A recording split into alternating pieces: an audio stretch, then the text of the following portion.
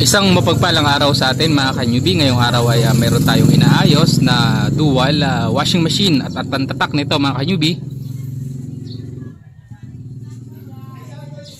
At ang issue nito mga ka-newbie ay hindi na daw di umano umaandar yung kanyang washing, no? Pero yung kanyang dryer ay okay naman daw. Pero mamaya tetestingin pa rin natin. So ito ay medyo ilang araw na dito, ngayon lang natin nagawa kasi nga po medyo marami tayong ginagawa ng mga refrigerator at aircon. So sa mga oras na ito ay samahan nyo ako at tunghayan natin kung ano ang naging problema ng washing na ito. Syempre unang-una, bago natin ito isaksak, gagamit muna tayo ng tester, no? So kapag ang inyong mga washing machine dual mga ka-newbie ay hindi umiikot lamang ang kanyang washing, ay wag na kayong pumunta dito, no, sa kanyang power cord. Bakit? Kasi nga po umaandar yung dryer. Ibig sabihin buo po yung inyong linya. Magpo-focus lamang kayo mga ka-newbie. Unang-unang gagawin ninyo ay doon sa kanyang pinaka motor. Wala na kayong ibang paghihinalaan dyan mga ka-newbie. Huwag na kayong pumunta dito. Huwag na kayong pumunta kung saan-saan. Dito lamang kayo pupunta sa kanyang pinaka wiring. Ito. Kung mapapansin, mayroon tayo dito nga nakikitang blue. Yan. Blue, red at black. Ayan po ang diagram o yung kanyang wiring papunta naman sa motor ng washing. At kung mapapansin natin, kung titingnan natin sa kanyang diagram, ito yung kanyang wash motor. Ayan. Ito yung kanyang spin motor. At ayon sa kanyang diagram, mayroon tayong blue, red at black. So ang kanyang pinaka common mga ka-newbie ay black. So pupunta agad tayo sa kulay black. Yan. Pwede nyong tanggalin to mga ka-newbie para makasure kayo. Ito. So ang pagtatanggal mga ka-newbie technique, pagka tatanggalin nyo, picturean nyo muna para mamaya pagka binalik niyo hindi kayo maligaw. So tanggalin muna natin. Yan. Ihiniwalay ko yung blue. Yan. Binalik ko sa pagkakabuhol at tatanggalin ko rin yung kulay red. Yan. Yun. Ibuhol ko ulit. No. Huwag nyo na pong pag-iwahiwalayin yung natitira pagkaalis nyo yung wiring papunta sa motor. So para hindi na kayo mahirapang magbalik. At pinakahuli, tanggalin natin yung kulay black. So ito po yung pinaka-common natin. Ayan. So yan. So hindi kayo maliligaw. Ngayon, ihiwalay na natin. So separate na natin. Ayan. Ngayon, ang gagawin natin mga ka-newbie, syempre may tester tayo. Yan. Set lang po kayo sa ohms. Kapag ka hindi naman digital yung inyong gamit mga ka-newbie, times 10 times 1 pwede na po yun. Yan. So tingnan po natin yung ating tester. Dahil nga common ang kanyang black, ay dun po tayo agad pupunta. So, punta tayo sa black, punta tayo sa blue. Ayun. So wala. Punta tayo sa red. Wala. No? Pero gumagana yung tester natin mga ka-newbie. Ayan. Ngayon, punta naman tayo doon sa ating biniling bago. O, pakita ko lang sa inyo. So ito yung binili nating bago mga ka-newbie. Ito din po ay copper. Ang mga original po na motor ng mga washing, yung mga bagong labas ngayon, hindi naman yung bagong labas. Yung mga ganitong klaseng washing ay mga aluminum lamang po ang ginagamit. Ayan po ay medyo mahina pagdating sa init, no? Sa overloaded, sa overheating, mahina siya. So ang ipapalit natin yung mga ka-newbie ay tanso. Ito. So bakit natin nasabing tanso? Unang-una mga ka-newbie, para masabi natin na tanso ang isang motor kapag magpapalit tayo o bibili tayo, para may idea na rin kayo na pag bumili kayo ng copper ay alam nyo kung ano yung copper sa aluminum. Ang unang-una nyo titingnan mga ka-newbie ay yung kanyang sticker. Yan. So dapat po kulay red ang nakasulat dito sa sticker na ito, no? Pangalawang yung titingnan mga ka-newbie ay yung kanyang windings, no? Iba po ang hibla. Iba po ang hibla at ang kulay ng tanso sa aluminum. So although magkapares lang po siya na kulay brown, no? Pero iba rin po ang kulay talaga ng copper. Mahalata nyo po yun kapag mismo kayo na ang nakakita ng aluminum at copper, no? Kahit hindi nyo na po kaskasin yan, malalaman nyo po ang tanso sa copper. Pangatlo na pwede nyong tingnan kung bibili kayo ng motor ay yung kanyang bigat, no? Mas mabigat po ang copper kaysa sa aluminum na motor. Yun po. Ngayon, papakitaan ko po kayo ng goods na motor. So, separate natin yan. Ayon sa kanyang diagram, ang kanyang common ay kulay blue. Ayan. So, punta agad tayo sa kulay blue. At, magte-tester tayo dito. So, gamit ulit tayo ng ating tester. At, punta agad tayo sa kulay blue. Tingnan natin kung may reading tayo makukuha. So, tali lang natin to. At, punta tayo sa kulay red. Ayun. So, may reading tayo. Punta tayo sa kulay yellow. Ayun. So, meaning mga kanyubi ay buo po itong motor na ito. So, ganun lang po kasimple mag-troubleshoot ng sira sa hindi. Ngayon, dahil nga mayroon na tayong pampalit, ay babaklasin na natin ito. So, after nating mabaklas, siyempre tatanggalin na natin yung pinaka-makina. Ano? So, papakita ko sa inyo mga kanyubi yung kaibahan ng tanso sa aluminum na mga motor. So, tanggalin lang natin.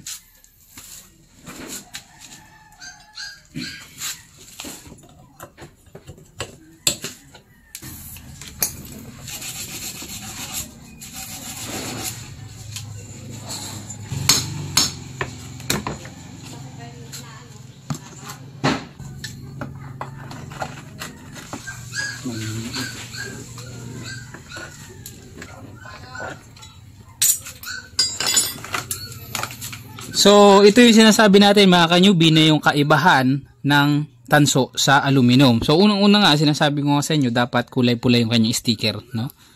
Kung inyong mapapansin ay kulay itim, no? At pangalawa, sinasabi ko, pagmasdang mabuti mga kanyubi yung kanyang windings.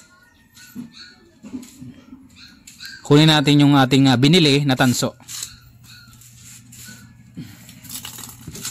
So, dito sa aluminum ay medyo malaki o makapal yung kanyang hibla.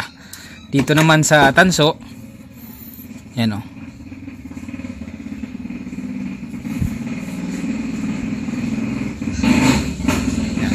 Medyo pino. So medyo maliit yung hibla ng tanso. Kasi nga po, pag sinabing tanso, medyo mahal. No? Kaya minsan talagang maliit lang talaga yung hibla nila. Pagka sinabay nila sa hibla ng mga aluminum, ay lugi talaga sila. Yan o. At pangatlo, lastly, mga kanyubi, ay yung bigat. Yan.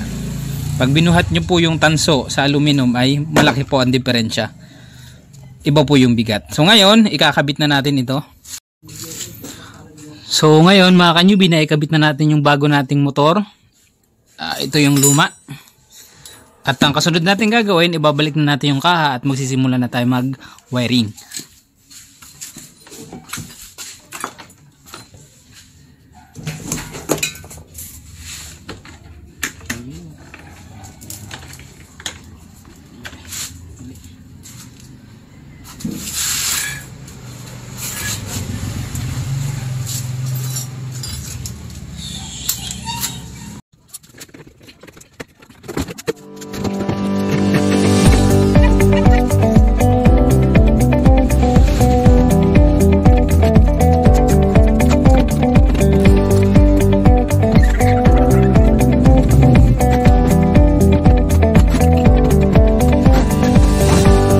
So naibalik na natin yung ating pinaka-body at ang sunod natin gagawin, ibabalik natin yung kanyang belt.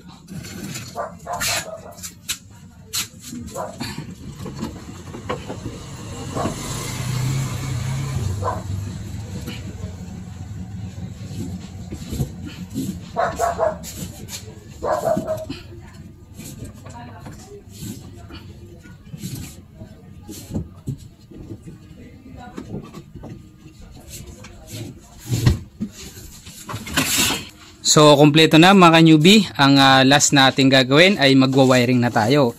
So, ginawa natin kanina ay pinutol natin yung kanyang mga wiring paalis doon sa kanyang pinaka motor, no? Doon sa ating wash motor, kasi nga yung wash motor ang ginawa natin. So, ngayon, ituturo ko naman sa inyo mga kanyubi kung paano mag-wiring kapag ka nagpalit kayo ng motor. Unang-una ninyo nga hanapin ay yung pinaka-common ng motor na washing. So, kung matatandaan ay yung kulay blue yung ating pinaka-common. Yan. So, hanapin natin yan, separate natin yan at ihiwalay natin tong dalawa. Then, ang pangalawa natin gagawin ay hahanapin nyo naman yung common noong dryer. Ito. So mapapansin, ang common ng dryer ay kulay black.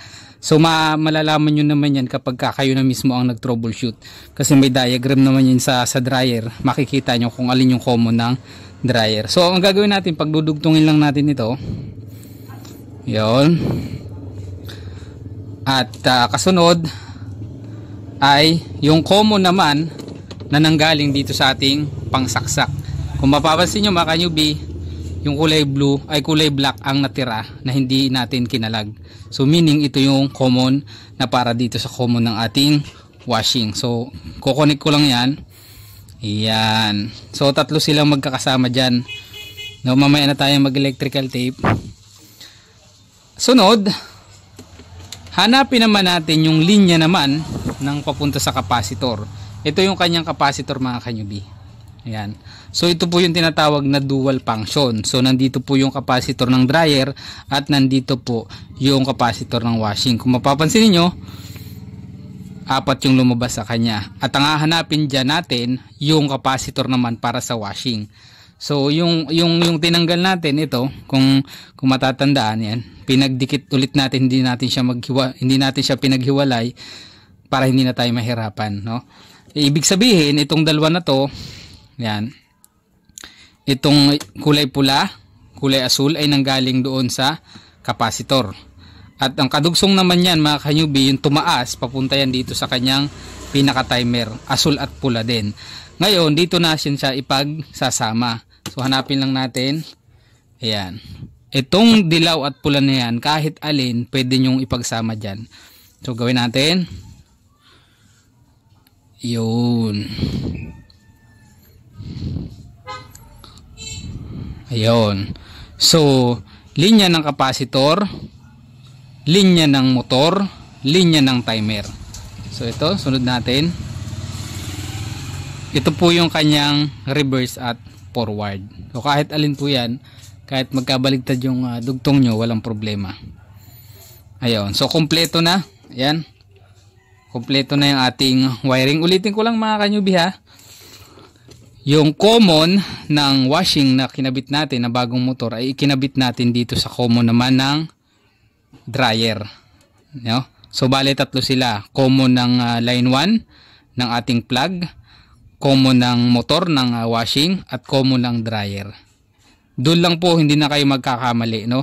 Wag lang kayo magkakamali mga ka-newbie na ikabit yung common doon sa linya ng capacitor, ay talagang magkakaproblema kayo. So ang gawin natin, dahil nga okay na yung ating wiring, magte-tester tayo. Bago tayo magsaksak ng tuluyan, gamit pa rin tayo ng tester. So set lang tayo sa kilo ohms, no? So ito yung ginagawa natin mga ka-newbie, ay panigurado lang, no? Kung alam nyo naman na sigurado na yung inyong wiring ay sureball na, ay kahit hindi na kayo mag-tester. So ito ay dahil tutorial nga, kailangan nating maging formal. Ibaba ko lang. Yan. So dapat mayroon tayong makukuha dito na reverse forward. So itong aking test prod ay ilalagay ko dito sa ating pangsaksak. Yan. Oh. Yan. So dapat hindi sila magkadikit. Yan. Then, pagmasdan yung ating tester, ang gagawin ko ngayon, magpipihit ako ngayon sa timer ng washing. Yan. Kung mapapansin nyo mga ka-newbie, nagkaroon siya ng reading. Namatay. Nagkaroon ng reading. Namatay. At nagkaroon rin. Ibig sabihin mga ka-newbie ay hindi na shorted yung ating connection at nagpapunction na po yung ating forward and reverse. So ngayon, pwede na tayo mag-electrical tape at pwede na natin itong paganahin. So ngayon, mayroon na tayong electrical tape mga ka-newbie at ayusin na natin itong pagkakabuhol ng ating wiring.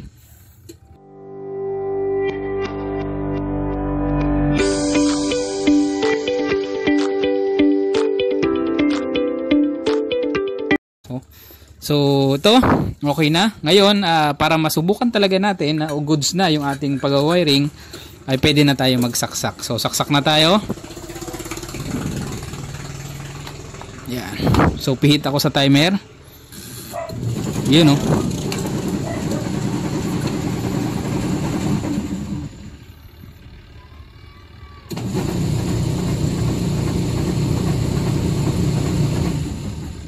Tingnan natin doon sa taas. May karton pa, no? So titingnan natin kung mapipigilan natin ito. Ayun. So ibig sabihin malakas pa mga ka-newbie kasi hindi natin mapigilan. So wala tayong problema sa capacitor at wala tayong problema sa belt, no? Yun lang mga ka-newbie sa simpleng tutorial na ito, sa simpleng video na ito. Sana may natutunan kayo kahit konting idea patungkol naman po sa mga dual washing na ang tatak ay sharp. Yun lang mga ka-newbie at God bless po.